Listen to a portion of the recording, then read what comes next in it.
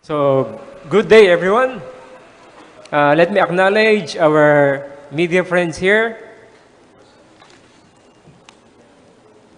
Caroline Bonquin, Plizel Padilla from PTB4, Caroline Bonquin from CNN, uh, Mr. Romeo Lumbao, Dina Antonio, Ernesto Villesa, Ryan Nichols from CNN Philippines, and Mr. John Basa, Joel Canile from PTB4, Mr. Tirso Joseph, TV5, of course, RG Cruz of ABS-CBN, and our friend from the Manila Times, Rap Blesa, Angel Horanya, Arnel Caibal, Direk Arnel Caibal, Severino Fraina, and Nelson Lucas and Edward from PTV4.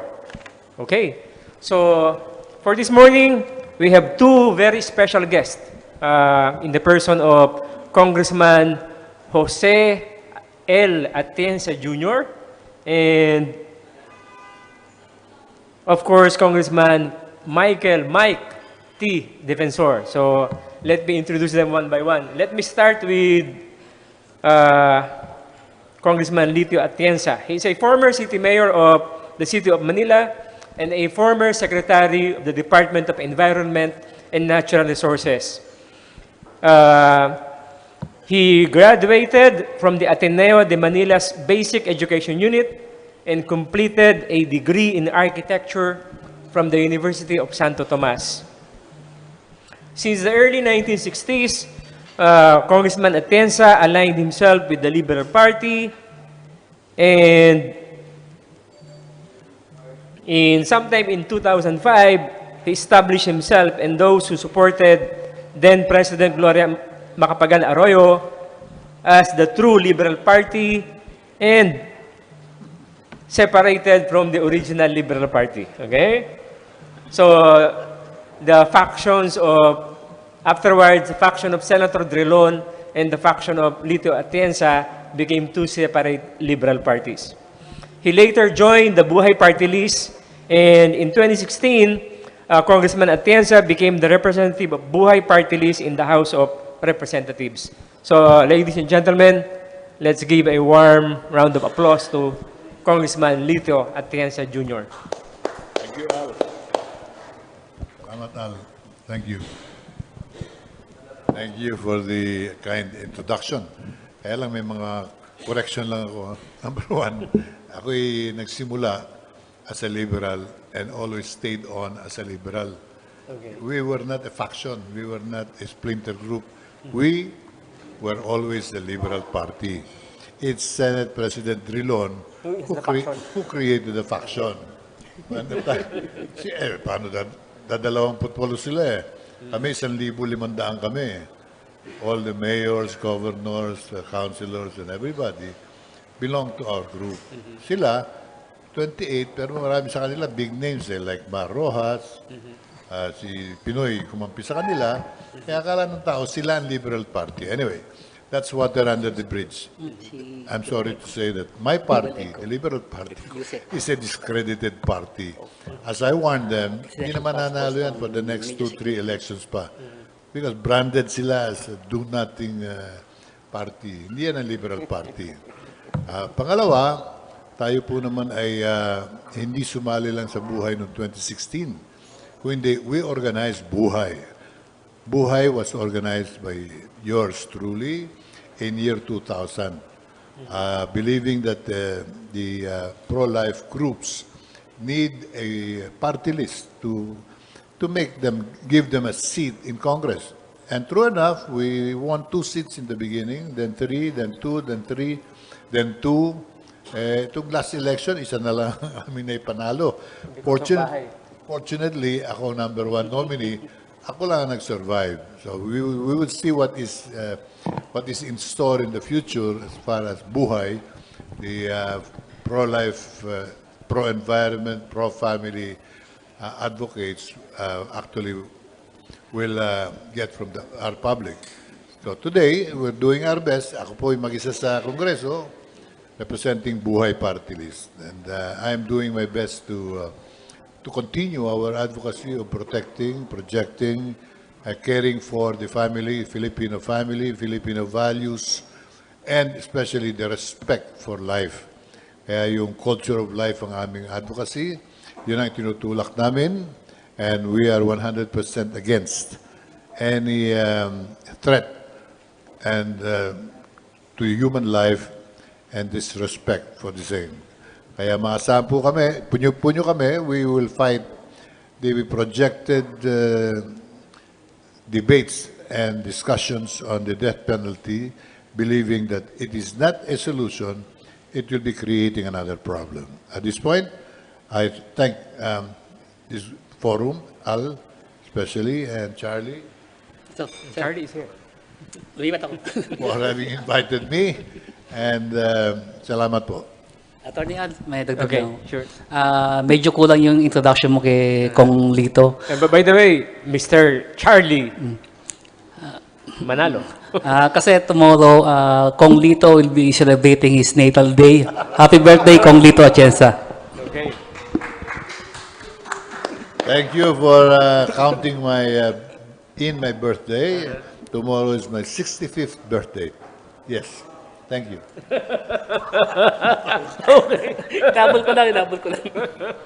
Anyway, hindi ko na sasabihin Kala ko 64 lang. Okay. Anyway. Senior citizen na. Okay. And we have here Mike Defensor. Ito, amboy ito, no? Si Mike Defensor. He studied at the University of the Philippines. Elementary, no? Okay. And then in high school, he went to Niles McKinley High School in Ohio, United States, and went back to UP to complete his Bachelor of Arts in History and Masters in Public Administration. And he is a member of the UP Alpha Sigma Fraternity, where he became the Lord Chancellor. Okay? Mike was elected as Quezon City Councilor in 1992, and I think he has the record of being the youngest councilor in Quezon City at the time. He ran for congressman of the 3rd District in Quezon City in 1995, and he is a part of the Spice Boys of the House of Representatives that spearheaded the filing of the impeachment case against then-President Joseph Estrada. He was appointed as Secretary of the Housing and Urban Development Coordinating Council by then-President Gloria Macapagal Arroyo. And that was until August 2004 when he was appointed Secretary of the Department of Environment and Natural Resources. So, dalawa po itong former Secretary of the DNR na nasa tabi ko. And thereafter, he was named Malacanang Chief of Staff from 2006 to 2007. Recently, he ran as the first nominee of the Angkalusugan Party List in the 2019 elections. So, we now have Congressman Mike Tan Defensor. Thank you. Morning, Attorney Al, Charlie, good morning. Yusek Edco. To my two colleagues, of course, Congressman Jun Datolo just arrived from the Senior Citizens Group, and my president in the Liberal Party, the Honorable Congressman Lito Atienza. Actually, kami po ni Manong Lito, we were both together in the Liberal Party, original members of the Liberal Party. And then later on, when I worked as DNR Secretary and I was assigned to Malacanang as Chief of Staff, Congressman Lito Atienza became the Secretary of Department of Environment and Natural Resources. So, kaya magkadikit kami sa lahat ng mga pagkilos. So, anyway, Attorney Al, thank you for this opportunity. Kami po, yung Anak Kalusugan Party List is a party list organization whose main focus is universal health care at yung problema po mga pangkalusugan. At nagugulat nga po ako dahil alam niyo naman katulad na banggit, nanggaling ako sa Secretary of Housing, sa Environment, and itong health is actually not my core competence during my time as Secretary, member of the Cabinet. Pero kung titingnan natin ngayon dun sa mga nangyayari sa health sector, Grabe ho talaga yung sitwasyon. As I've said several days ago, almost 18 billion worth of medicines are not distributed in the different hospitals. In fact, the hospitals themselves have not been distributed. Sa ngayon ho, as we are talking now, 30 million have already expired. Wala na ho itong gamit. At yung pong 18 million dyan, nanggaling sa mga hospital. Yung about 12 million are with the central office. Ang mga tao nagrereklamo, walang gamot, marami ho nagkakaproblema, namamatay, walang pambili. Pero ito, pinapayagan natin magkaroon ng expiration yung ating mga gamot. Ito hong isang sitwasyon namin, yung bumili silang gamot na meron pa sa warehouse na almost 300 million. This year, they again bought almost 300 million of the same medicine na hindi pa nga nadidistribute. It's a situation that really has to be clarified. Si Secretary Duque ho, ako personally tingin ko walang nalalaman dito. I've been working with him, kami ni Secretary Atienza, we worked with him before in the cabinet. Magaling ang Department of Health during his time, one of the most effective departments. He was one of the more efficient secretaries of the cabinet. Ang tingin ko, nagkakaproblema sila dito sa procurement services ng central office. Sige, Kong Mike, balikan natin mamaya yan in detail, ha? Ang pangalawa lang ang gusto kong sabihin, yun sa PhilHealth. Kasi napansin ninyo, may sinabi silang 150 billion na problema sa PhilHealth na naubos daw o nawaldas. Alam nyo, napakahirap kasi yung audit reports pala na to was based on a 3-year program from 2013 to 2018. Kaya marami pa hong problema, maraming kailangang pag-aralan, pero definitely, meron nung anomalya na nangyayari maging sa PhilHealth. Maraming salamat. Okay. Thank you, Kong Mike. Pakilala muna natin yung dalawa pa nating guest dito. Another congressman, Congressman Francisco G. Datol Jr. He is the representative of the Senior Citizen Party List. Tatanungin natin mamaya siya on Republic Act number 11350 or the National Commission of Senior Citizens Act. Good morning, Congressman Jun. Magandang umaga po sa inyong lahat, sa aking kasamang dalawang kongresista, kay Yusik Egco na aking kababayan, at sa lahat. Good morning po. Okay, and then on my extreme left, no, Undersecretary of the Presidential Communications Operations Office, PCOO, and also the Executive Director of the Presidential Task Force on Media Security, Joel C. Egco. Good morning po, sir. And good morning sa ating pong mga kapitapitagang mga kasama po ngayon dito sa panel. Okay, by the way, tayo po ay live sa Manila Times TV channel sa YouTube, ano? And also manilatimestv.net. Okay? And ito, meron pong replay itong media forum natin this afternoon at around 5 o'clock sa Manila Times TV. Okay. So, dalawa yung junior natin dito na congressman, ano? June Datol and June Atienza, pero Lito Atienza to, although he is a junior. Okay? Kong Lito, let's talk about the recent Supreme Court decision regarding the Maynilad and Manila water fines for their violation of the Clean Water Act. Can you expound on this? We thank the Supreme Court for this decision. Long time in coming, but finally it came to pass that now the Supreme Court has already ruled yung Manila Water and Maynilad Water, dalawang pinakamalalaking korporasyon na nangangalaga at nagbibigay sa atin ng tubig sa tahanan natin, ay nagkukulang at sila'y binigyan ng penalty in accordance with in support of our penalty in 2009 that we imposed on those two corporations. Why? Because they have not delivered the wastewater treatment cleaning process that they are committed to deliver to the consumers. Hindi nila ginagawa yan. Singil sila ng singil. Magmula noong 1997 up to the present, 22 years have passed and they keep on collecting from you and all of us. 20% of our bill monthly actually should go to the cleaning process of our water. Kaya ang tawag nila dyan, environmental fee. Noong una, sewage fee. Pero up to now, wala tayong sewage cleaning facility na dapat ibinigay na nila noong 1997. During my time as DNR, we imposed a fine of 200, a continuing fine of 200,000 a day for these two corporations for as long as they do not deliver what they are committed to in their contract with the government. Kaya yung fine na yon, minaliit nila, hindi nila binayaran, at kinilabanan kami sa lower court, talo sila, nilabanan kami sa Court of Appeals, talo rin sila, dinala nila sa Korte Suprema, yun, nung makalawa, talo sila. 14-0. Bumoto ang Korte Suprema in support of our penalties that we imposed.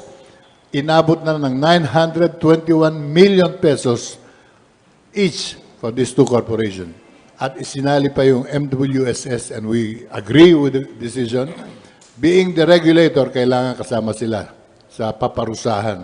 Dahil hindi nila ini-implement yung concession agreement kung saan tayo niloloko. Niloloko ang consumer dyan.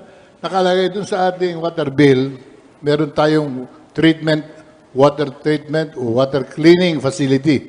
Pero wala po yan hanggang ngayon. From 1997, 22 years have passed, they have not done it. Nung tinanong namin sila sa congressional hearing, kasama ko si Congressman Datol, and we were together in that particular hearing where I questioned them, ang sagot sa akin na 2035 daw, matatapos na nila. At niloloko nga tayo. By 2035, tapos na yung kanilang concession, ano pa i-deliver nila? They will be running happily, skipping and jumping to the bank. Dahil kinokolektahan tayo nito mga ito every month. But they are not delivering the cleaning facility. Ano po yun? Yung po technically pagka dumaan yung ating sewage sa cleaning process, ganito po ang lalabas na tubig. Pwede nang inumin. Sa Singapore, iniinom po yan eh. That's a new kind of drinking water in Singapore. It's called new water. Dito sa atin, yung sewage natin sa bahay, Poso Negro natin, diretso po sa Manila Bay yan. Diretso yan sa Laguna de Bay. Tapos Google tayo ng Google, bayad, gastos tayo ng gastos sa cleaning ng Manila Bay. Hindi po malilinis yan hanggang hindi ginagawa yung cleaning facility. Dahil araw-araw, dumadaloy sa Manila Bay, tubig sa Poso Negro natin. So, Manila Bay continues to be one big septic tank for Metro Manila. Sayang po yung 42 billion pesos na inilaan ni Pangulong Duterte. That will go to waste because it will not be clean unless the two corporations are forced by law to deliver the cleaning facility that they are committed to. Kung hindi nila bibigayan, ang aming dinidemand, isoli ninyo yung mga sinisingil niyo sa amin. 22 years kayo sumingil na sumingil. Nangutang pa kayo sa World Bank, nangutang kayo sa DBP, nangutang kayo sa Asia Development Bank, sa ngalan ni Juan de la Cruz. Tayo ang garantor ng mga inuutang nila. Billions of dollars. But they did not, and they have not delivered the two facilities which they claim to be very expensive. Ang tanong ko ay simple, bakit nyo pinasok yung kontrata kung sinasabi nyo expensive?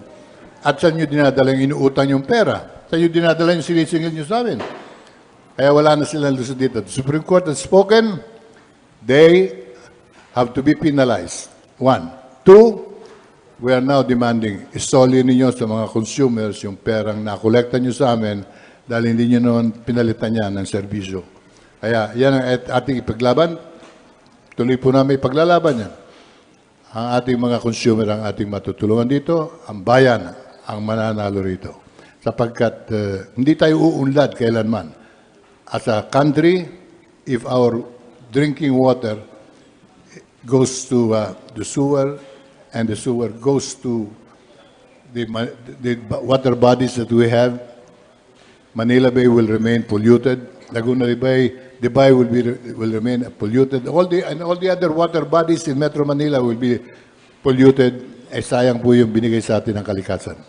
We know how valuable our natural wealth and natural resources and our environment, but if we do not protect and take care of it, at papabayaan natin ng mga negosyante ang makinabang lamang sa kanila, kawawa po naman tayong lahat. Kaya ipagpapatuloy natin to. We need the help of our fellow congressmen, Congressman Datol, who has started to help me on this. Congressman Mike Defensor, lalo na, naging Secretary of Environment yan. He knows exactly what I'm talking about. And I'm sure together we will all succeed in giving you the kind of environment and clean water that we all deserve. Thank you. Okay, for the benefit of the viewers, tsaka yung mga nakikinig sa atin, tsaka later on makakapanood, in the concession agreement with the two concessionaires, Manila Water and Maynilad Water Services, dapat dito, they will be creating a separate sewerage line, okay? That would collect yung lahat ng sewage effluent natin, and then it will be deposited in a wastewater treatment. Pero ito yung hindi nila nagawa. Ang nagawa lang nila yung isang component to supply yung potable water. So, dalawa kasi yan Kaya nga MWS, Manila Water and Sewerage. Mr. Chairman, yung distribution ng tubig, hindi po mahirap yun Yan ay pinoproseso ng gobyerno sa Balara. Sila ay nagdi-distribute lang. Singil sila ng singil. Ang malaking gasto sa kontratang yan, yung kapalit for the exclusive distribution rights, you have to provide a cleaning process so that the water cycle continues. Hindi tayo maubusan ng tubig kailanman. Pero din ninyo, nagkakaroon tayo ng water crisis. Why? Because wala nga tayong treatment facilities. Nung pagka tag-init, kukunti ang bumubuhos na tubig sa langit, talagang magkakaproblema tayo. Pero kung nai-recycle na natin ang tubig at malinis na ang Laguna de Bay, the Philippines is so blessed. We will never run out of fresh water. Laguna de Bay is a 990,000 hectare freshwater lake, the biggest in Asia. Pero kung ganyan po ang kalagayan, bulok na ang tubig dyan, pati nga yung tilapia, nahihirapan na huminga dyan. Paano tayo? We have not really protected our people with these exclusive concession agreements. Ang sinasabi namin, pinasok nyo yan, kinolektahan nyo ang taong bayan, pero hindi nyo ibinigay yung garantiya nyo na bibigyan nyo kami ng tubig on a permanent basis. Palagi na lang may problema, hindi ba nyo naririnig? Maynilad, Manila, paano tayo? Tayo, bayad na tayo ng bayad. In 24/7 supply, hindi na Wala. Yung 24/7. At dictated tayo ng kanilang negosyo. Kong Mike, reaction? Dagdagan ko lang po yung sinabi ni Secretary Atienza. Actually, to be honest, it was Secretary Atienza who started it. Because when I came in 2005, wala pa ho yung filing ng case. It started with Secretary Lito Atienza. And unknowing to the Supreme Court, yung pong ginawa lang desisyon will now be the actual solution to the cleaning of Laguna de Bay and Pasig River. Kasi po in the whole of Metro Manila, ang sewer treatment plant is only 10% ang connected. Kaya kung papansinin niyo yung mga bahay-bahay, kanya-kanya na lang. But before, it used to be, konektado kayong lahat, tapos may isang sewer treatment plant, pagkatapos ho yung tubig dyan, lalabas sa Pasig River, lalabas sa Laguna de Bay. Ito hong ginawa ng Korte Suprema natin sa pagdesisyon na ini-impose na ayusin nyo itong problemang to. Because now, all the artilleries, lahat po ng tubig na dadaanan, papunta ng Pasig River at saka ng Laguna de Bay, dapat nga sinasalo. Kaya sinusundan ko po yung binanggit ni Secretary Lito Atienza, napakaganda po ng desisyon na to. Sa akin ho, hindi lang ho to fine Hindi lang ho to pangbayad ng concessionaire. Pero naging desisyon ng Korte Suprema ay ang tunay na solusyon sa paglinis ng Pasig River at ng Laguna de Bay. So I congratulate Secretary Lito Atienza on this. He started it. The other secretaries continued with it. At ngayon po, as congressman, at least nakita niya yung resulta nung kanyang pinagpaguran. Happy birthday. Yun ang regalo sa kanya. Okay. Dagdag ko lang to, Kong Lito. Metro Pacific Investment Corporation, this Wednesday, they announced that they will be filing a motion for reconsideration. Okay, before the Supreme Court. So ang question natin, hindi ko pa ho kasi nabasa yung final decision ng Supreme Court Nandun po ba? Is it executory?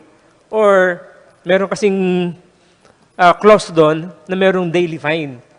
So tatakbo na po ba yun? Ifa-fine na ba sila? Although magka-fine sila ng MR or what? Chairman, yung daily fine, nagmula yun dun sa aming penalty na inimpose namin noong 2009. 200,000 a day yan eh. Ginawa nga ng Supreme Court ngayon, 312,000 na. Kasama pati MWSS. Tama naman eh.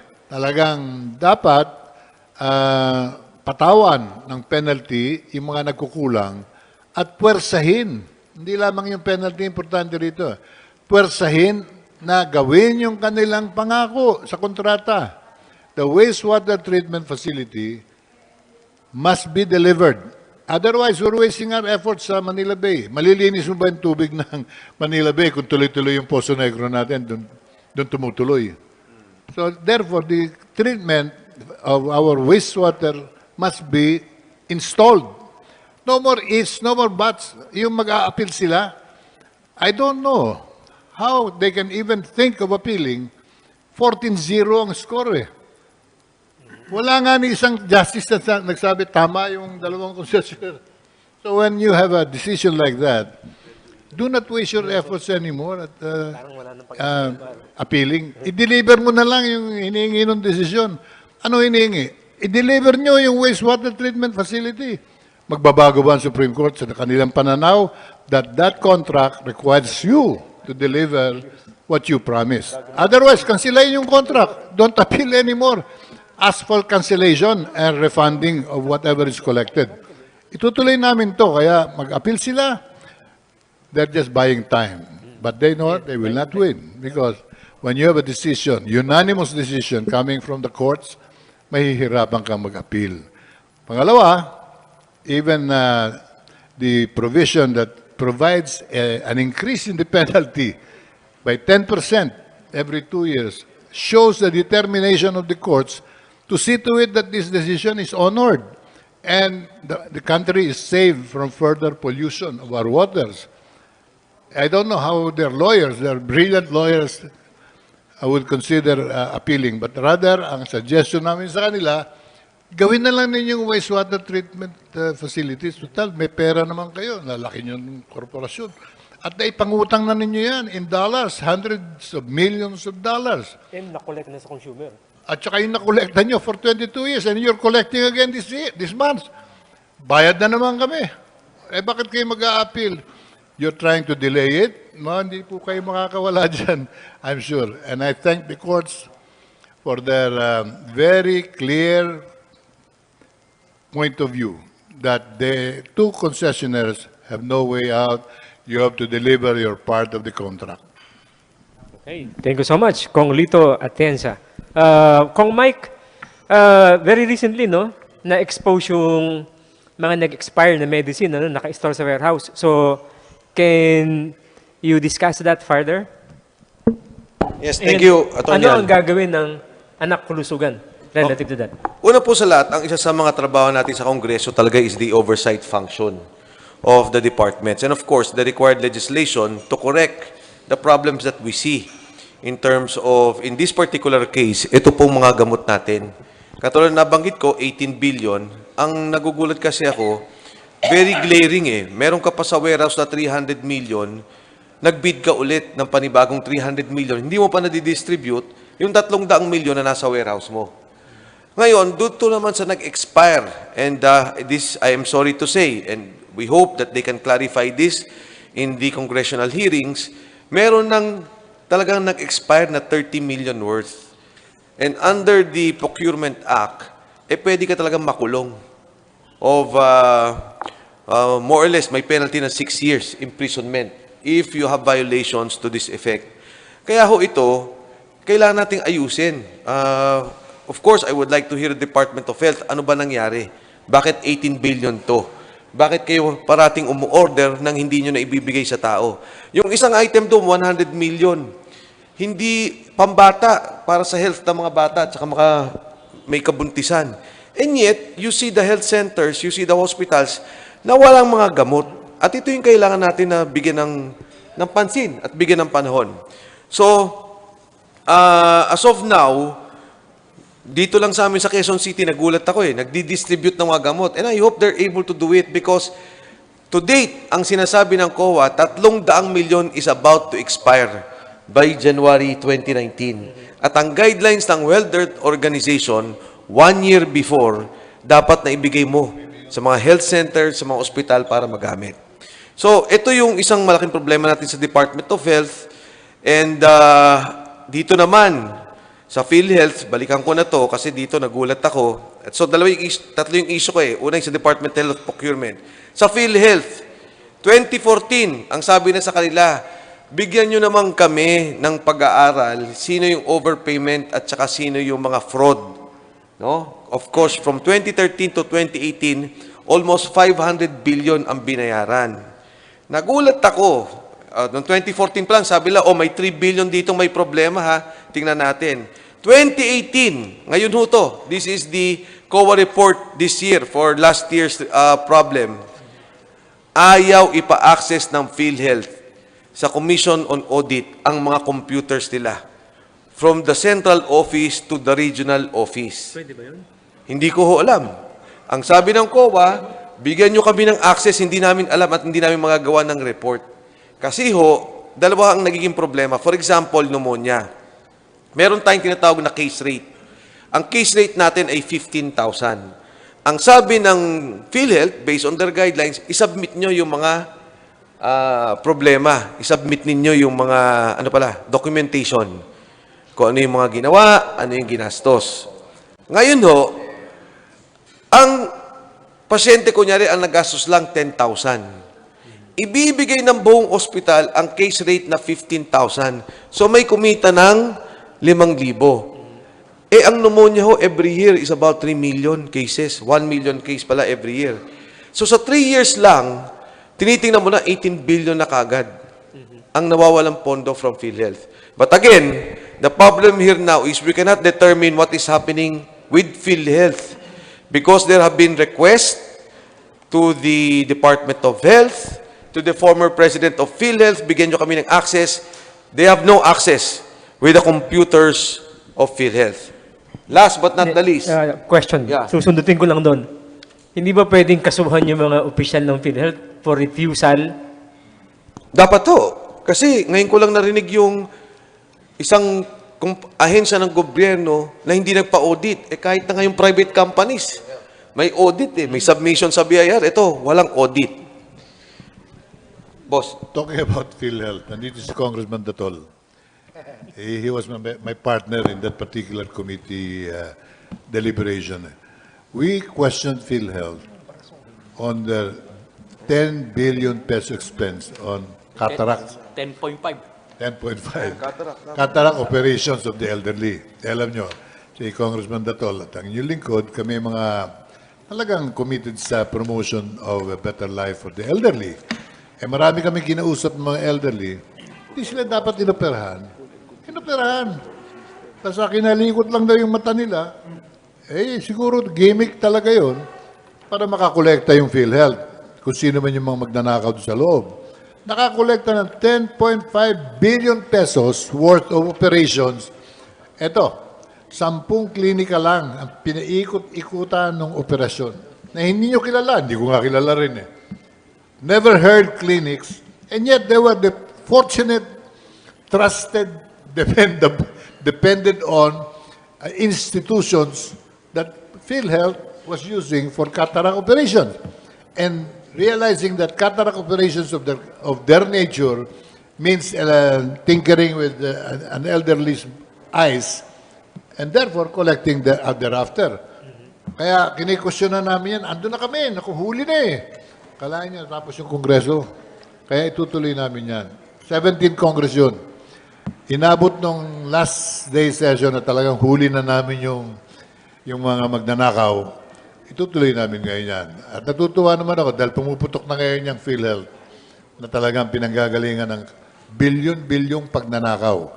We would want to see many of the officials of PhilHealth jailed, arrested, accused, and jailed dahil ninanakaw nila yung pera ng mamamayan sa kanilang katarantaduhan. Okay, let's now ask Congressman Datol on the recent law that was passed, yung National Commission of Senior Citizens Act. Ano ho ba yung salient features nitong law na to? Ganito po Ano yan. yung mga bago na nandyan? Ganito po yan. Una, yung pong mga senior citizen, wala pong matatawag na tahanan. Yung pong youth, merong komisyon. National Youth Commission, merong Women's Commission, merong Muslim Commission. Ngayon, nung ako po ay first timer dyan sa Kongreso, nakita ko po na dapat magkaroon ng National Commission of Senior Citizen. Ang ginawa ko po dyan, 292 kami ng mga congressman noong 17 Congress, nagpatulong po ako. Isa na din dyan, si Congressman Lito Atienza. Binilang ko po ang lahat ng kongresista na senior citizen. Akalain nyo, 121 pala kami ron. Kung ako makaka-98, panalo ka agad. Kasi pag 98 ang bilang mo dyan, pwede ka nang magpatanggal kahit Supreme Court Justice. Ano po? Nung bilangin ko po yan, isa-isa kong pinapirma yan. 14 na taon po na ang senior citizen na pabayaan. Napopolitika po dahil sa pensyon ng nasyonal. Kasi nga po, yung OSCA, head, ina-appoint ng mga mayors yan. Alam nyo po, meron tayong 148 city mayors, meron tayong 1,491 towns, at meron tayong 42,044 barangays. Kawawa naman po yung 18 million na senior citizen. Ano po? Diyan po, nakita ko po na ang nagpe-pensyon ay 3,700,000. Yung pong mga indigents. Ngayon po, nakita ko, Quezon City lang, tiga rito po ako 350,000 na senior citizen ang Quezon City. Samantalang 17,000 lang ang nagpe-pensyon ng 500. Bakit? Dahil po nakita ko sa ibang lugar na ang mga pensioner pinipili lang ng mga konsihal, local government, ginagawa nilang leaders, ginagamit sa politika. Kawawa yung mga mahihirap na walang koneksyon dyan sa mga tiwaling politiko. Para kako, hindi na mapolitika ang senior citizen. Inisip ko na itayo bilang principal author ang National Commission of Senior Citizen na yung lahat ng pensyon na manggagaling sa DSWD ang mangangasiwa na ang National Commission of Senior Citizen. Ngayon, akala ko hindi ko makukuha yan. Isa na nga po si Congressman Lito Atienza na nagkapalat naman ako maging kaibigan nung pang kami mga bata pa. Ano po, tinulungan niya ako dyan. Ano, katakot-takot na interpolation dyan nung second reading na. Ngayon, nung 2 araw na lang, third reading na po yan, ay talaga namang kinakabahan ako. Akalain nyo na isingit namin dyan sa plenary. Nakapasa po sa third reading, ang ginawa ko, itinakbo ko kagad sa Senado, pinuntahan ko po si Senador Soto. Sabi ko sa kanya, alang-alang man lang sa senior citizen, i-adapt nyo na lang ito para wala ng bycam. Kasi kapos na po Akala nyo, sinuwerte naman kami sa pagdadasal ng senior citizen. Pinirmahan po lahat nila yan. Hanggang po, pinadala na kagad yan sa Malacanang. Ngayon po, magtatatlong linggo na. Ano po? Yung pong isang kasabay na batas, akalaan mo, nabito ng presidente, akala ko mabibito na rin yung Senior Citizen Commission. Tumawag sa akin ng Malacanang, Congressman Datol, sabi niya, congratulations, yung panaginip ng senior citizen, totoo ng batas. Pinirmahan po ng ating Pangulo, kaya nga po, yung pong nakagapos na tinikala sa bawat paa ng senior citizen na kalaya, nagkaroon na po kami ng tinatawag na tahanan ng senior citizen. Yung lahat po ng pondo na pensyon, lahat ng programa, lahat po, pati pagpapalibing na nanggagaling sa DSWD, ang mangangasiwa na po, yung batas ng National Senior Citizen Commission. Kaya nga po ito, kasalukuyan namin binabalangkas yung ayayar, pagkatapos nito, ang senior citizen po, hindi na mapopolitika. Diretso na po yung pensyon na maibibigay sa kanila at ang mga ngasiwa po niyan, yung pong mga pangulo ng bawat barangay at bawat syudad at bawat towns. Nakita po natin sa pagtutulungan po namin sa Kongreso, talaga pong magagaling na kasama ko ron, may nakasama pa akong isang magaling ngayon. Ano po? Kasi yung ama nitong si Congressman Mike, kaibigan ko rin. Ngayon po, lahat ng batas na yan, pati yung pensyon na itataas namin, pati yung benefits ng lahat ng senior citizen, sigurado po ay maapurbahan na. Kasi nga po, yung umpisa na pinakamahirap ay nagawan po namin ng paraan, yung susunod na lang po ng mga ospital at darating para sa mga senior citizen, isusunod na po namin sa tulong po ng aking mga kasama na magagaling sa Kongreso. Kong Datol, doon sa isang interview nyo ho, no, sa, I think, Sunshine Media Network, binanggit nyo po doon na nagpatayo na ba kayo o nagpapatayo ng mga home for the aged? Tama po yun. So, paano po natin i-implement yan all over the Philippines? Ganito po yan, nung ako po first termer, nung nakaraang Kongreso, 17 Congress nga, yung pondo ko po dyan, hanggang nitong 19, meron na pong 30 na mga building para sa senior citizen, tapos na po yung iba, kasama po yung home for the aged. Yan po kasi talagang nagprepara ako niyan para may silungan ng senior citizens.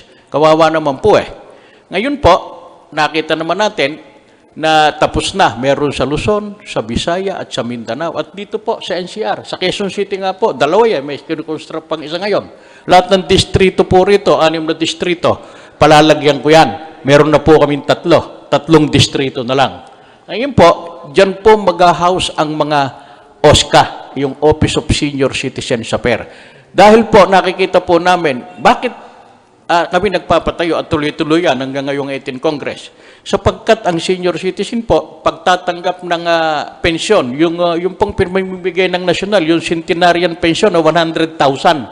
Ang tinatanggap po kasi ng senior citizen, basta sinabing centenarian, 100,000 sa nasyonal, 100,000 sa Quezon City, 100,000 yung pong local nilang batas, sa Makati, sa Pasig, sa Manila, ano po, bali 200,000 po yan. Nung pong nakaraang kongreso, binaba ko po yan, nagpasa po ako ng batas, na sana yung 80 anyos tumanggap ng 80,000, yung 90 anyos tumanggap ng 90,000. Ibaba po namin yung talagang yung Centenarian Act at para may pambili po sila ng gamot. At yan po, tutulungan akong sigurado ni Congressman Atienza at ni Congressman Defensorian at lahat sila. Dahil ang aking pong pakiusap sa lahat ng kongresista at senador, tulungan niyo ko rito. Mahala natin ng senior citizen dahil nasa pre-departure na sila. At lahat kayo ng mga congressman na bata at matanda, tatanda rin kayo. Darating. Okay. Napakaganda po nung mga proyekto niyo po, Congressman Datol. Meron pong isang study, no, na inilabas at sinasabi po na ang Pilipinas po, no, within the next 5 years, will be considered an aging state. So, paano po natin paghahandaan to? Ganito po yan. Sa ngayon po, ang senior citizen nga, registered voter niya, 9,124,300 sa 18,000 po. Ngayon po, taon-taon po yan, talagang ang buhay lang ng Pilipino, napakababa. Pag ikaw ay lalaki, umabot ka ng 70 years old, mapalad ka na. Pag babae naman, 80. Hindi ka mukha sa Japan, yung 90 sa lalaki, baliwala yun hanggang 120 sa babae. Ngayon po, marami na tayong talagang nagagamot ng lahat yan. Yan naman po, nakahanda na rin po yan. Kaya nga yung ating Pangulo kumukuha ng mga pondo, tsaka yung mga kongresista natin, doon sa mga syntaxes. Katunayan nga po talagang yung pagtatatag na yan pinaghahandaan po namin yung darating pa na mga panahon. Kaya nga nire-request ko sana sa Office of the President hanggang sa Kongreso at sa Senado, yung 1% po ibigay na sa senior citizen. Kasi pa nga po, may budget na 1% sa local Kamukha ng Quezon City. Magkano budget ng Quezon City? 23 billion. Meron po silang ordinansa dyan. Yung 1%, ibibigay sa senior citizen. Sa makatwid po yun, 230 million a year. Kamukha po ng Makati, Manila, halos lahat, may 1% po yan. Pangalawa, yung 1% po na ibinibigay sa barangay, sa local government unit, ibinibigay rin po sa senior citizen yan. Ngayon, pag yan po pinagsama-sama namin, na inirequest sa amin, inapurbahan po ng ating pamahalaan, napakalaki po ng pondo niyan. Yun po ang sinasabi kong paghahanda natin. Kaya naming magpagawa, ano po, ng bawat hospital na kasinlaki ng health center sa NCR, Luzon at Visaya at Mindanao. Pag inopera po ang senior citizen dyan, wala pong bayad. Kaya po yun. Pag ipagkakatiwala po sa amin yung 1% ng senior citizen. At dapat naman po, dahil meron na po tayong komisyon ng senior citizen. Sana po, yung lahat na yon, ang mga siwa na kaming nakakatanda. Dahil alam namin kung paano naming pipiliin yung pepensyonan. Kaya nga po, sinasabi nga po ni Congressman Atienza nung nakaraan ng marami pong nabulag na mga senior citizen, iniharap po ron sa investigasyon, hindi lang natapos. Ano po? Yung mga pondo ng senior citizen. Ngayon, siguro, dapat nating ibukod na yung pondo na yan. Ano po, na talagang lahat ilagay na sa komisyon ng senior citizen para maalagaan sila sa mga hinaharap at sa darating na panahon. Magkaroon ng sariling ospital, magkaroon ng sarili lahat sila, ng sariling medical center, memorial services, at ano po, lahat ng bayan para yun naman pong senior citizen naman, hanggat nandito sa ating mundo, magkaroon sila ng kapanatagan ng laod. At kaya nang nasasabi ko nga, nakikiusap ako sa lahat ng senior citizen, mahalin niyo po yung batas neto na pinaghirapan namin noong 17 Congress. At ito po talagang para sa inyo at sa darating pa na mga kabataan na magsisitanda pagdating ng panahon. Okay. So, bago po tayo magpunta kay Undersecretary Joel Egco, magbibigay muna ng closing statement si Congressman Lito Atienza. He has a previous appointment na he has to attend to right after this. So, Kong Lito. Humingi po ako ng pangunhin na ako'y mauna na sa lakad sapagkat sabi nga ni Congressman Mike, ako'y magsa-celebrate ng 65th birthday ko bukas. May mga hinanda sa Maynila na mga asalto, mga kasiyahan na kailangan maabot ko sapagkat biyahe rito hanggang Maynila, mga 1 oras yan at least. Kaya pagpapakunan ninyo, at kami sa Buhay Party List, patuloy ang aming paglilingkod at pagtataguyod ng wastong pamumuhay para sa atin lahat. We deserve a better life. And we support the President in his efforts where the objective is to promote and respect life. We are not with him when it comes to questionable police action. Naniniwala naman ako hindi naman yun ang kagustuhan ng ating Pangulo, pero pag ang pulis ang inutusan mo, hindi mo na makokontrol yan kung anong implementation yan. So we have to be very, very discerning as to how we would want to lead our culture. Culture of death or a culture of life.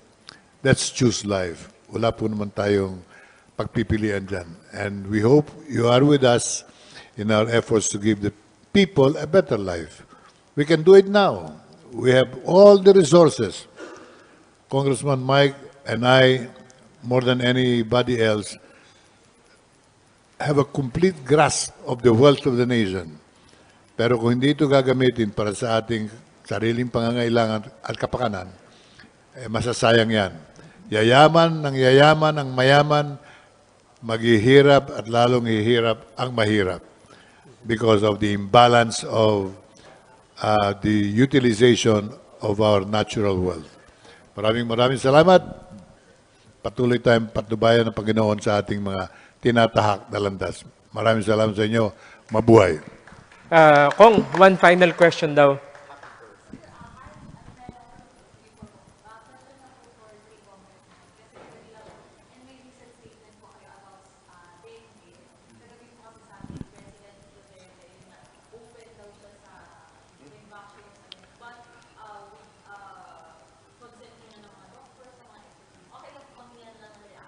Hindi, siya lang muna sasagot. Ako, ang reaction ko Mamaya na simple. sila. Humanap tayo ng paraan para sugpuin ang dengue. Maraming paraan. kasama ng pangangalaga ng environment, ng ating katubigan. Lahat ng paraan magagawa natin ayon sa natural methods and ways that of combating such a menace. Pero yung pagbabalik ng Dengbaksya, totally 101%. Hindi po tayo sang-ayon dyan. Hanggang hindi nakukulong yung mga may kasalanan dyan, huwag natin pabalikin yan. Dahil sasabihin nila, kita nyo, tama kami. Dahil ginagamit ni Pangulong Duterte yung aming milagrosong paraan. Marami nagsasabi, yung Dengbaksya is nothing but a placebo. Wala raw laman yan, hindi raw gamot yan. May nagsasabi ng gano'n, ha? And I've talked to many of them. May nagsasabing, yan ang pumapatay sa mga taong nabakunahan na hindi pa nakakaranas ng dengue. So therefore, it's a very doubtful and could be very deadly vaccine that we should not even touch at this point. So we would like the President to be cautious about this. He is being pushed and stampeded into a corner so that those who have been guilty in killing our children will go scot-free. Pag-aralan po natin, lahat ng mga may dengue ngayon, sino sa kanila nabakunahan ng Dengbaksya? Kung lumabas na maraming nabakunahan, di kulong na natin itong mga nagbakuna itong mga ito. This is the only way we can find out on the allegations on the vaccine. Ang daming biktima ngayon. Di alamin natin sino sa kanila nabakunahan. At kung totoo po naman sinasabi rin ng iba, wala yan, tubig lang yan, hindi yan, walang gamot yan. Yan ay niloko ang Pilipinas yan, yung mga taong yan. So therefore, this is also the best time to find out. Ang akin, let's not even talk about returning Dengbaksya into the picture. Maraming paraan, ha? Ito, pinag-aralan din namin to. Tawa-tawa is number one. Papaya leaf. Yung dahon ng papaya, pag yan ay inyong piniga at ininom nyo yan, malaking tulong sa pag-aayos ng platelets ng sino man. So therefore, meron tayong mga natural cure. Pumili na kayo, papaya, libre yan. Sa likod ng bahay may papaya tree sigurado. Tawa-tawa, wala rin bayad dyan. Tumutubo lang sa football field yan, sa damo, sa bukid. Huwag nating isipin yung Dengbaksya. Maraming yumaman dyan, pero marami ring pinatay at papatayin pa mga bata. So let us not support that lobby. It's a lobby group now working on it. Dengbaksya should be restored, brought back into the picture. We say no. Tuloy natin yung investigasyon at now is the best time to investigate kung ano ang nangyari sa bakuna, sa mga binakunahan. At kung mapatunayan na talagang may kinalaman sa lumalalang problema ng dengue ngayon ang Dengbaksya, huwag na tayo magdalawang isip. Kami sa Kongreso, we will demand for the immediate prosecution and jailing of those people who are behind all of this. Salamat po. Thank you so much. Congressman Jose Lito Livioco Atienza Jr.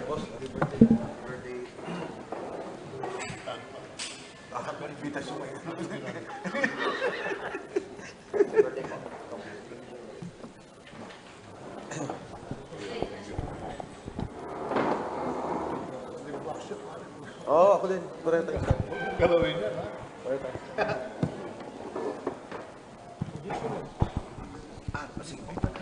Kita tayo. Yung tawa-tawa habang nagsasalita ka, binubulong din sa akin yung tawa-tawa. Talagang magkabatch kayo ni Manong dito.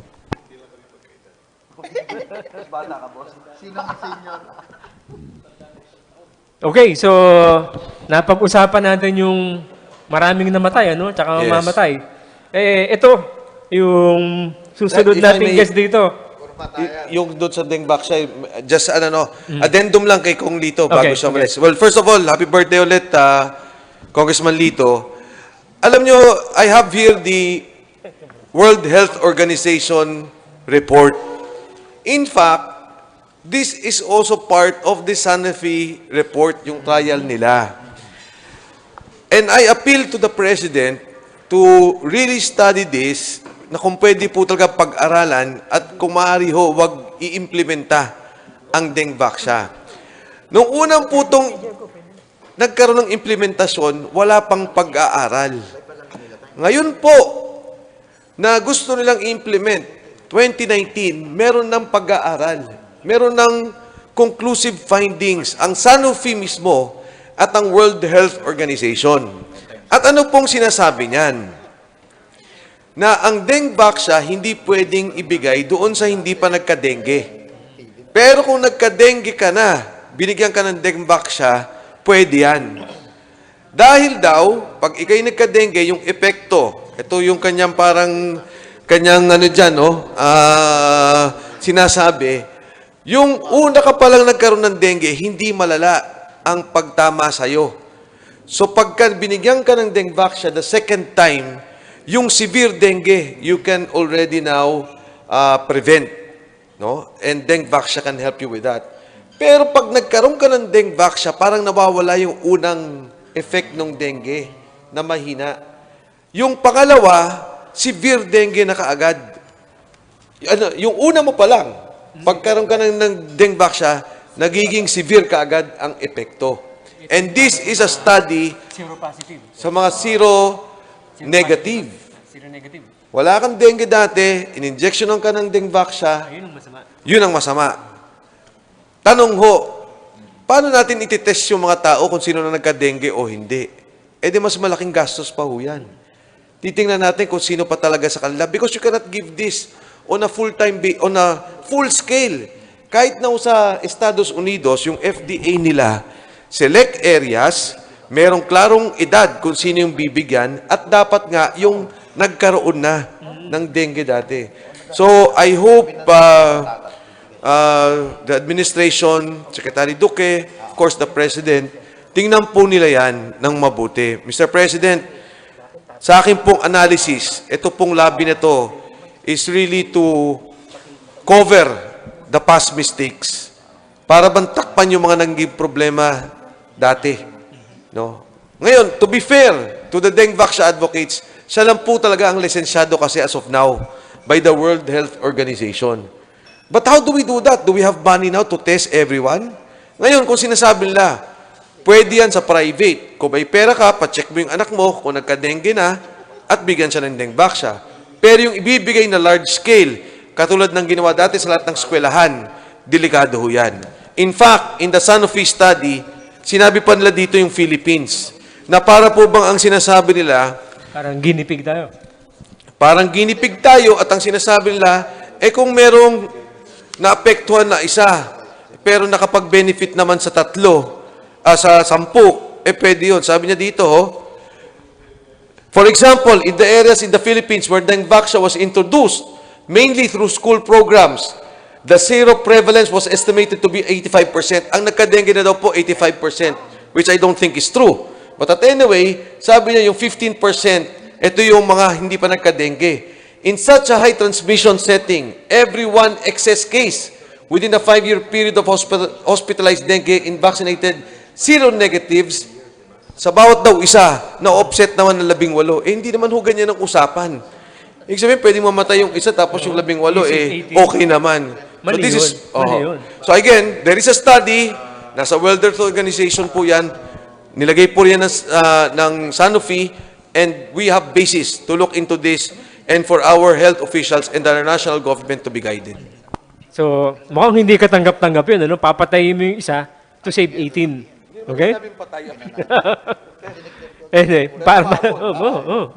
anyway, so patayin yung pinag-uusapan natin. So, punta tayo ngayon kay Yusek Egco. Kasi patayan to no? So, being the executive director of the Presidential Task Force on Media Security, ano ang magagawa nyo rito? Kasi very recently, meron pinatay na broadcaster na Ifugao base, So, shooting lang yon. Yung kidapawan yung... so, paki-expound nga dun, Yusek. Well, Attorney, good morning po. Kong Mike, and my tatay, Kong Datol, and paring Charlie. First, I'd like to congratulate the Manila Times, Yung Manila Times TV. Dati po akong assignments editor and chief of reporter sa Manila Times. I'm very happy na meron na tayong TV. Congratulations. And yes, only recently, yung pinaka-last po, yung sinasabing shooting incident sa sa Ifugao concerning, well, involving an American citizen actually, who's working for a local human rights group there, no? And yung pinaka late po talaga na case ng media killing ay yung kay Eduardo Dizon sa Kidapawan, no? So nagpunta po ako doon. In fact, cleared na po yung kaso at kahindik-hindik at luha po, tatapatin ko na kayo dahil ang suspect po doon taga-media rin. No, so I don't want to expound on that kasi malalaman niya na siya kasi Suspect. oo, suspect po hindi dati person of interest. Ngayon suspect po kasi napanood ko yung video at hindi siya makapag sinungaling sa akin. Anyway, charges of murder have been filed against 4 persons doon. So considered cleared na po 'yon. And yung case po ni Dizon, isa lang po 'yon sa 19 incidents. No, dediretsahin ko na po yung iba kasing mga grupo, especially yung mga natutuwa pag may namamatay, I don't wanna mention who. Sinasabi nila 12 daw ang media killing sa Pilipinas, etc. Nire-report po nila sa abroad 'yon pondo po 'yon Anyway, so ang totoo po niyan ay 19. Opo, yun. Sinulat po ni Ambassador Bobby Tiglaw yun. Ang totoo po niya, 19 incidents ang na-monitor ng task force na akin pong pinamumunuan since 2016. But, hindi po lahat yun ay work-related. Lilinawin ko na po yun. So, 4 to 5 lamang po ang work-related. Huling-huli na nga yung kay Dizon. Bakit 4 or 5? Kasi yung first na dineclare po nating medyo work-related, yung kay Larry sa Catanduanes, medyo lumalabas po ngayon na mukhang hindi work-related. No? Mukhang more on politics and personal. No? Siya yung nag-expose kasi nung biggest drug den doon sa Catanduanes that time, but he was only able to publish 1 issue of his newspaper. Okay. And then he died. So ngayon, nagkakaroon kami ng discussion kung yun ay work-related or not. However, Yusek, Apo. let me cut you on that, Kasi parang it's a very thin line, kung sasabihin work-related Yes, or personal. yes, So for yes. example, ito sabi nyo, he made an expose. Yes. Okay? Nakapag-publish na siya. And then, po pwedeng sinasabi nyo, Politics. political or Or drug-related, no? Yes. So pinatay siya. Po pwede kasi yung nagalit sa kanya, nabasa yun, Oo. So, po pwede ring work-related, no? Yes, yes. That's why, attorney, all cases, we presume work-related at first. Okay. So, lahat, wala po kami sinisino. Basta may insidente, takbo agad si task force, Joel Egco, imbestiga, let's find out kung yan ay work-related or not. Pero halos walang pagkakaiba, tama po yun, kung work-related or not. Ang pagkakaiba lang, pag work-related, we immediately form Task Force A01. Always remember na Administrative Order number 1, the very first admin order issued by the President is the creation of this task force. Okay. So yun po yun. Ang pagkakaiba lang doon, nakatutok talaga kami, as in zeroing. No? Ngayon, kung di po work-related, ang bawa, in fact, may kaso na ang suspect asawa May kaso na ang suspect kapatid. Ha? So, hindi work-related yun. Ay, definitely hindi. Meron yung sa sabong, meron sa sugal, merong napagtripan kasi inaway niya yung barker nung makipagtalo siya sa barker. Marami po. It's very important to know the context. It's so easy to declare, uy, media worker killed in the Philippines. Kumikita yon sa abroad Let's face it. Yun ang bumebentang balita. At yung mga nagdedeklara noon sa Pilipinas, doon pumapasok yung mga funds, no? Para yung advocacy. However, mali po yun na ideklara agad. That's why nandito po kami to know the context of each case. Bakit siya pinatay? Ano ba nangyari? Kasi may criss-crossing po yan Katulad sinabi ko, ako na lang, sample, para hindi masama. Joel Egco, Manila Times, etc. Hanggang ngayon, nagkukulong po ako. I still have a program over PTV4. Kung ako, halimbawa, na Conwood ay napatay, bakit? Dahil media man ako or government official ako? Or meron kang kaaway sa Facebook. Or may kaaway. Exactly, Ingat po kayo sa Facebook. Marami kaming kasong hawak na solve dahil din sa Facebook. Kasi openly, yung mga kaaway, doon nag-aaway. no? So, ano po yan? Social media, napakalaki ng role.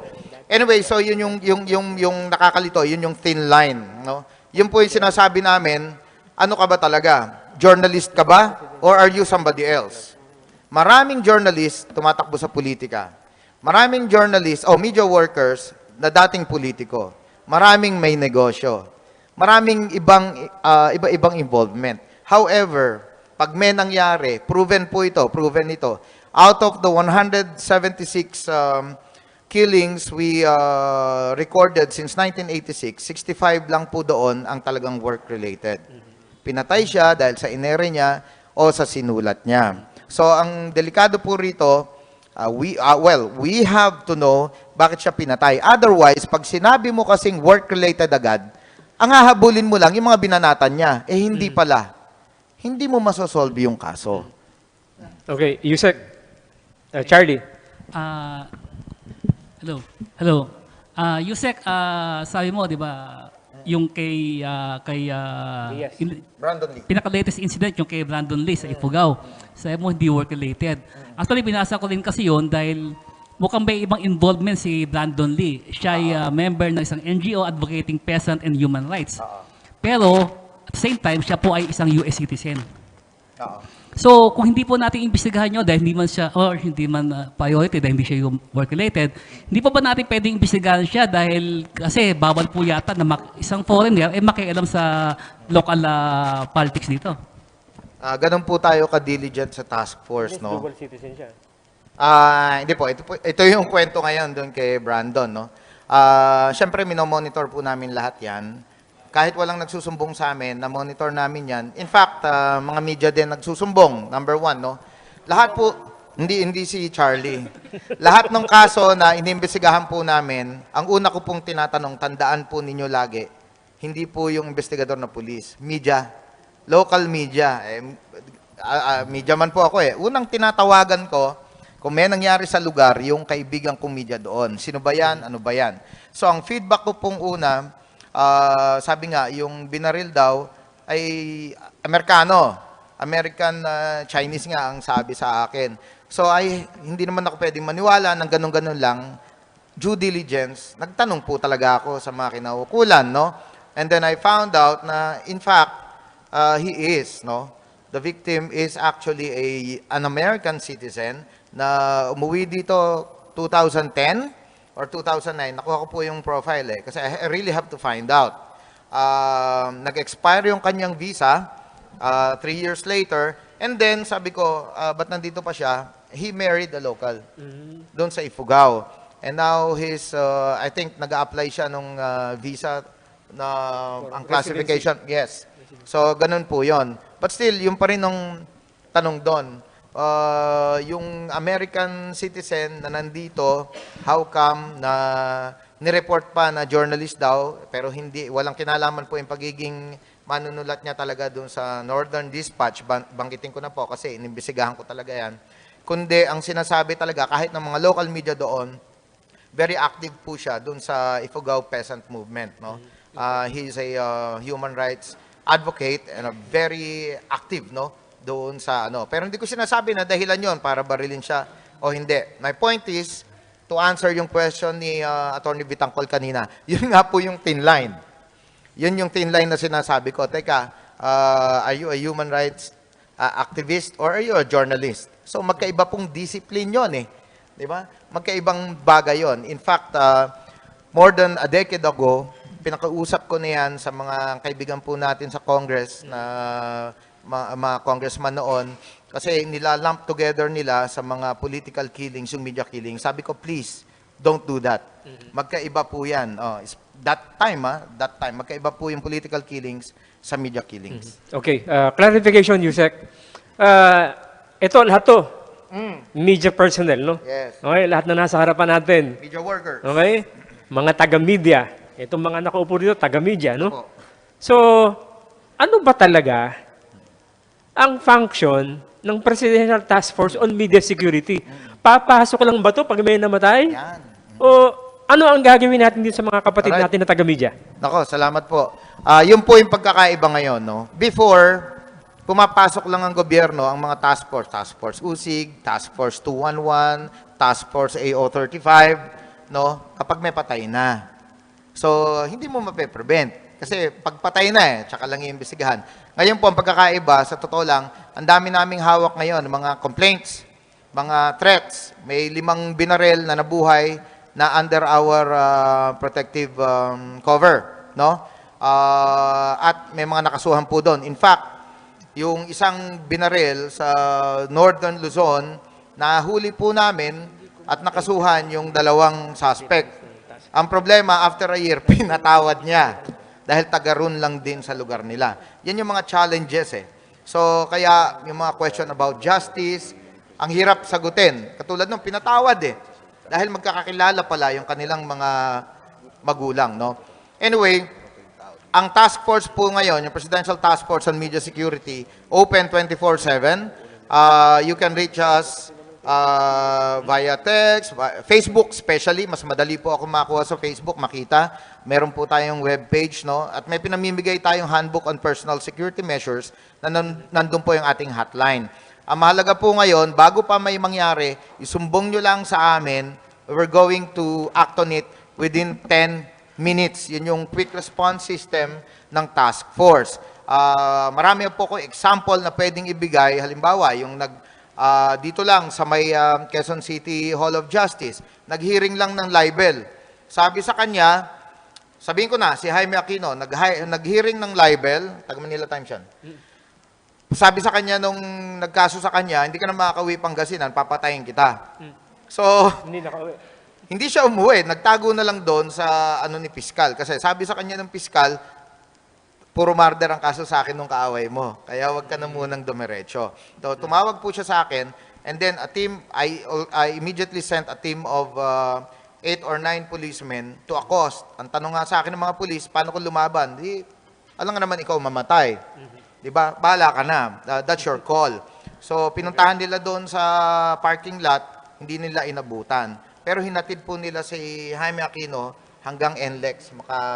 Makadiretso lang siya doon sa Pangasinan. So, ganun po yung mga actions natin, no? So, we are more proactive now than reactive. Kahit po sabihin ng ating mga kritiko, I'm sorry, hindi po sila nagpa-participate. Diretsahan, sasabihin ko sa inyo, when they first realized that this task force is very effective, kumalas na po sila. Ayaw po nila ng effective. In fact, if I may add, sa Committee to Protect Journalists ranking, improve po ang ranking natin sa Global Impunity Index, no? At sa Reporters Without Borders, noong 2018 December, tinanggal po tayo sa top 5 most dangerous places or countries for journalists. And we're hoping, we're looking at a better ranking this year, especially coming up na po yung promulgation ng Maguindanao Massacre case. Okay, Yusek, for the benefit of our media friends here, pakisabi nga kung anong hotline ang pwede nilang tawagan. Isa lang po ang hotline. Wag niyong kakalimutan. Pakitake note. Joel Take Edgo. note. Napakadali po. Sa Facebook, napakadali po. Kasi lahat po, karamihan ng mga sumbong talagang through my Facebook account dumadaan. No, kahit may number, kahit yung number ko ibigay ko, talagang sa Facebook talaga. At mas mainam po doon kasi na-screenshot ko agad immediately pag-send nyo sa akin, na-record na po namin yon, piniprint na namin yon, kaso po agad yon. I mean, incident report form na yung kasunod nun. Tatawagan na kayo ng aking mga tao. Napaka-open po ngayon ng social media. Let's maximize it. No? Mahirap kasi kung if I give you my number tapos naglobat ako. Basta tandaan niyo po sa Facebook, no? Yung aking pangalan, Joel C. Eggo. Yun yung pinaka-hotline, pinakamabilis. Okay. Basta tandaan nyo lang, itlog. Okay? Laging dala. Egg ko, okay? Anyway, balikan natin si Congressman Mike. Kong Mike, ano ang gagawin ng Partido Anak Kalusugan, dito sa mga binanggit nating mga pagkakamali, especially dun sa procurement, ng DOH. Magka-file ba kayo ng kaso? Mag-iimbestiga ba kayo? Babaguhin ba natin ng batas? Ano ba? Una ho sa lahat dun sa DOH procurement program, even before this problem, meron ho kaming program to really have yung health facility enhancement program, including medicines. Because there are about a total of different levels ng hospital po, specialty hospitals, regional hospitals, provincial hospitals. Kailangan magkaroon ng balanse ng pagbibigay ng gamot at pagbibigay ng tulong sa mga hospital na to. So there should really be a program for that. Ngayon ho, dito sa procurement, totoo ho, may mga nagkaroon ng violation and sana naman hindi naging deliberate yung mga pangyayaring to, pero magkakaroon talaga ng liability. In the case of PhilHealth, alam nyo naman ho, bago pa lang itong batas na to, and ginagawa pa lang yung rules and regulations. So we really hope to be involved in that para maiayos talaga. Kasi ang pondo ho ng PhilHealth when the President signed the bill, from 150 billion, ngayon po is from 105 billion, ngayon po ay 250 billion pesos na. Kailangan natin pangalagaan yan. So, and then lastly, kailangan ho talaga, itong sa Dengvaksha, again, sinasabi ho namin at ang apela ko kay Presidente, meron na hong study na ginawa ang Department of Health, meron ng study na sinubmit ang Sanofi. Mas delikado ho ngayon pag nagkamali tayo. Kasi sinabi ng kanila, ito na yung problema. At that time, when they implemented it, trial period pa lang nun. Now that they have a study and we commit a mistake, we will really have a liability. Salamat po. Okay, so Kong Datol, in relation to what Kong Mike said, yung mali doon sa pag-implement ng mga programa ng PhilHealth. Kapag nagawa ba ang National Commission on Senior Citizen, siyempre may pondo yan, siyempre may health concerns yan, paano nyo mape-prevent yung the same thing that happened in PhilHealth? Alam niyo po yan, sa amin na mga sektor, yung nakakatanda, yung Senior Citizen Commission, alam niyo na po naman ng senior citizen, napakarami po, 2 lang po sakit ng senior citizen Yun lang pong diabetes at high blood. Ano po, ngayon naman po, binibigyan naman kami ng mga gamot ng DOH. Ano po, dati hindi Ngayon, nagbigay kami sa kanila, basta nag-request sa amin yung aming mga presidente, binibigyan naman kami. Ngayon, ang amin lang, tinitingnan lang namin. Sabi ko nga sa DOH, huwag kami bibigyan ng gamot na may expired kagad. Kawawa naman yung kamukha yung nasayang na gamot. Kung binigay sa senior citizen yon, na ipamigay namin. Alam niyo naman ang indigent sa amin, 3,700,000. Ano po, sigurado po, yung naimbak na gamot na yon, dapat na ipamigay yon at magagamit namin yon. Lalo yung mga gamot sa yung mga antibiotics at vitamins. Kaya nga po, pag-iingatan po namin yan, magkukonsultuhan kami mga congressman, lalo yung sa nakalusugan, para yung amin na mga darating na hinaharap na mga tungkol sa gamot ay mapangalagaan naman namin yung aming sektor sa tulong ng aming mga kasamang congressman, lalo yung nakalusugan. Okay, so any questions from the media? Charlie. Sir, ano po ang update nung yung media workers sa saka isa na rin para diretso mo na yung wala bang plano ang PT Forms para mag-file ng deportation proceedings lamang kay Brandon Lee? Yung una muna. Yung media workers, yung proposed Media Workers Welfare Act na House Bill 2476, ngayon po na sinubmit ni ACT-CIS Congresswoman Nina Taduran, nakabaro po natin, at yung iba pang kasama po niya sa ACT-CIS, yun po ay bunga ng matagal po naming pag-aaral, kung ano ang talagang sagot sa problema na kinakaharap sa ngayon at noon pa at sa kinabukasan pa ng mga media workers sa buong Pilipinas. Ano po ba yung number 1 na kinalimutan ng mga magigiting at magagaling na mga matatagal nang nandito, dekada-dekada na ng mga leader natin sa media? Yung basic, kabuhayan. Di ba? Sa totoo lang, media ang isa sa most exploited sector dito sa ating bansa. Laban tayo ng laban ng karapatan ng kung sino-sino, pero actually, yung karapatan natin mabuhay ng maayos, hindi naman natin pinaglalaban, So, yung Media Workers Welfare Act po ay naglalayo na Depende yata yan dun sa level eh. yes, may Yung mga mga taga dito, tama, oo. protected yan eh. Ito mga nandito. Exactly, yung top 10% actually protected, no, ng media. In fact, Network nila, oh. In fact, we have 1,020 FM stations, private. We have 430 cable and TV stations nationwide, all private. We have 440 AM stations, all private nationwide. And we have around 300 newspaper titles nationwide.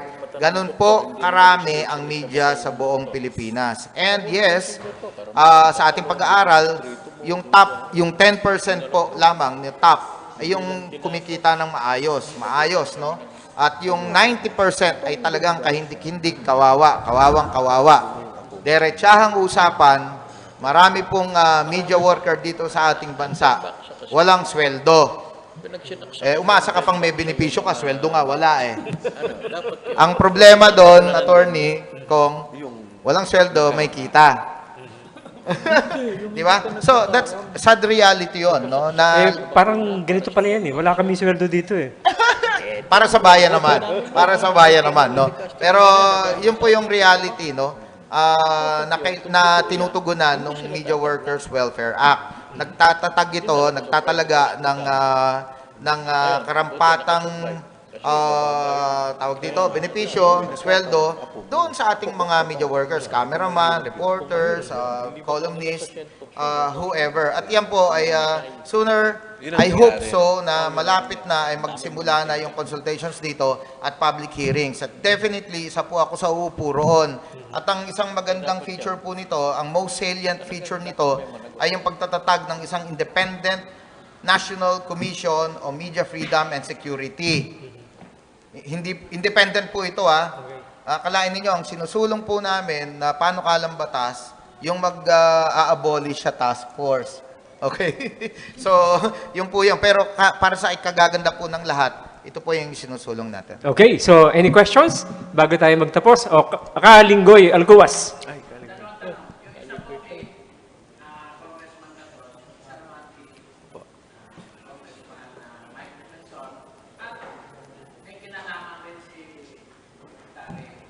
Apo.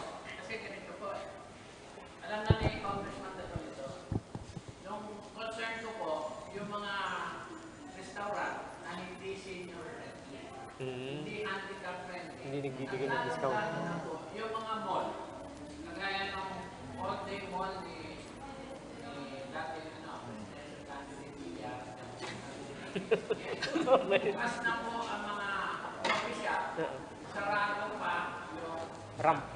kaya po, yung mga matatanda, pinapaakyat ng 2 floor, basement 2, at walang hangganan, walang elevator, lalakad kayo sa driveway. Yung kung ano, pinabutan nyo ako sa Quezon City, Senior Citizen. Inentertain ako na maganda ni Nong Head. Ang kwentuhan kami, walang nangyari. Okay.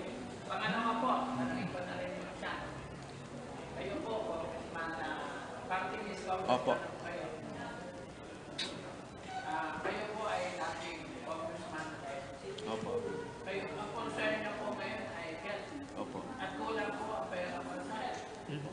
Dito po, bibigay ko sa inyo, ang aming barangay ay one of the 2 richest in Quezon City, yung Manila. Siguro yung isa yung capital. Yung pong aming kalsada, sinabi ko na po kay dating Mayor Belmonte 15 years ago, hindi po kailangan ayusin. Ngunit, 2 years ago, inastusan ng Quezon City, local, 2 kalsada maiksi, ang Mabolo at Campalina Street ng 7 million. At naglagay ng 24 inch rating 5. Ngayon po, papasukan ng national government, 4 na city streets, Mabolo, ang pamilya, Sampaguita, Hibiscus. Yung pong Sampaguita, Hibiscus. Yung pong mga kalsada ng White Lake, Oh. Sige. ang gagastusin nila 27 million para sa 4 na kalsada. Yung mga kalsada namin,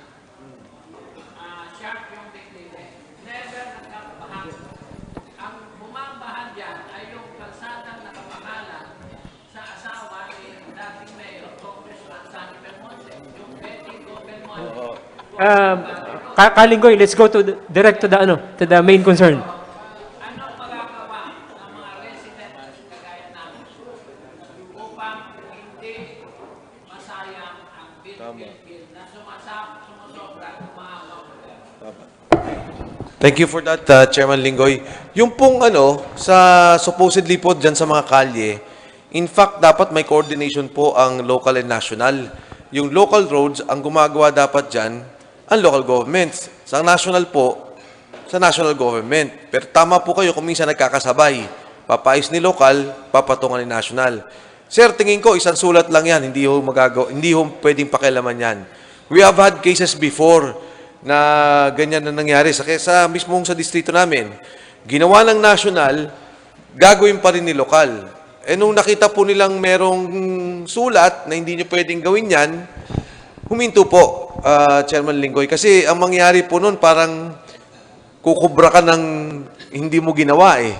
Siyempre sa report, kahit na konting hilamos lang yun, and then you look at it, magkakaproblema. So, ganun po, Chairman Linggoy. But if you would like to, pwede nyo rin pong sulatan ako, and I will endorse your petition to the Department of Public Works. Sa DPWH Regional po ang nag-ano niyan. comment lang. Binigay ko na 3 weeks ago sa MMDA, hepe ng flood control. Binigay ko na kay Secretary Villar, personally, 2 weeks ago. Binigay ko na sa Presidential Commission Pwede kasi hindi nila concern yun 5 days ago. Sa ngayon, wala pang tumatawag sa amin. Sinusulat ko yung pangatong telephone number. Yes, sir. Ito po ang regalo ni dating Mayor, Congressman Belmonte, sa favorite barangay niya. Dahil si Belmonte nakatira sa favorite barangay, sa E. Rodriguez. Kami po ang favorite niya. Palagi pumupunta sa amin. Okay. Yes, sir. Sige po, kung tutulong na lang po ako sa follow-up kung meron naman po palang mga sulat na, Chairman. Opo. Okay. Opo. Ganito po yon.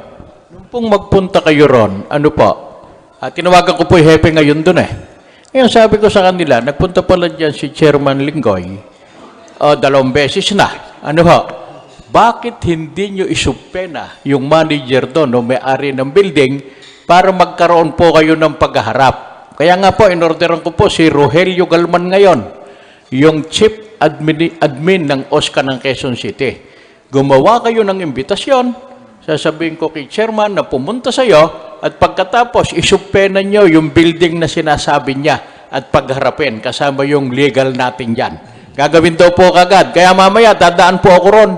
Alang-alang po sa request nyo kasi nga ang alam ko, natapos na. Ngayon, sasabunin ko silang lahat doon. Dapat yung matatanda kamukha natin ay talagang unahin. Ano po? Okay. Kaya nga po, isusumpe na yan para po tatawagan kayo, maghaharap po kayo yung inyo pong inireklamo dyan. Ano po? Okay. Maraming salamat, Congressman Datol. Okay. Okay. Kausapin nyo na lang po si Congressman Datol habang nagla-lunch. Okay. So, ito po, papasalamatan na po natin ang ating mga panauhin ngayong araw na to, no? Maraming salamat po kay Congressman June Datol. Maraming salamat kay Congressman Mike Defensor. Maraming salamat kay Undersecretary Joel C. Egco. And of course, to my co-host, Charlie Manalo. Bigyan natin lang ng pagkakataon na magpaalam sila, no? Unahin natin si Congressman Datol. Salamat po. 1 minute lang. Okay, nagpapasalamat po ako at yung lahat ng dapat naming iparating ay naiparating namin at yung lahat naman ng ang ating mga issue ay natalakay ng mabuti at sa kabutihan po ng lahat. Nagpapasalamat po ako sa inyo lahat. Okay, Congressman Mike Defensor. Charlie Manalo, sa ating pong mga kasama, Yusek Edco, Congressman Datol, Attorney Bitangcol, thank you so much for this opportunity. Maraming salamat po na naihag namin yung mga problema ng sektor ng kalusugan and the media as our partner in disseminating this information. Thank you so much for this opportunity. Siguro next week, pwede ka namin na rin imbitahin dahil pag-usapan natin yung napag-usapan natin kanina with Kong Lito, no? On the party list system. Di ba? Maganda yung mga suggestion niya, kaso wala na siya ngayon dito eh. Pero napakaganda yun na i-discuss natin in public. Di ba? Okay. And Undersecretary Joel C. Egco. Yes, thank you, Attorney. Sa mga kasama ko po dito, mga Kong, mga idol, parang Charlie, sa mga kasama po natin, maraming po salamat. Lagi po nyo tatandaan, ang press freedom sa ating bansa ay buhay na buhay, alive and kicking. In fact, banggitin ko na as my parting shot, yung SWS survey, no? 67% of Filipinos really believe that press freedom, they have the freedom to express themselves, even against views, views against government. At ang net rating po is 59, which is actually mataas pa rin, no? Sila na po ang nagsasabi, mga kababayan natin. Huwag po tayong magpadala sa mga propaganda ng maiingay na kakaunti. Sila lang po yon, no? Tayo'y buhay na buhay, nariyan po kayo. Kayo ang buhay na saksi na ang kalayaan sa pamahayag ay buhay na buhay, alive and kicking, at narito po kami para kayo ay protektahan, no? Magkakasama po tayo in protecting the life, liberty, and security of all media workers in the country. Other than that, hindi po. Charlie Manalo. Muli, maraming salamat po sa mga nagsidalo dito, kaibigan sa media at yung mga guests natin na pinaunlakan tayo. Kong Datol, Kong Mike Defensor, at si Yusek Joel Egco. Okay, this has Siyempre, been yung- another edition si Attorney of Al. News and Nuances, Kapehan at Almusalan. Hindi na almusal, no? Tanghalian na, no? Maraming salamat po sa lahat ng ating panauhin. Maraming salamat sa lahat ng ating media partners. And see you again next week, next Friday, sa isa na namang Nanka Media Forum. Dito lang yan, sa Nanka Japanese Latin Restaurant. Magandang umaga po sa inyo lahat. Right.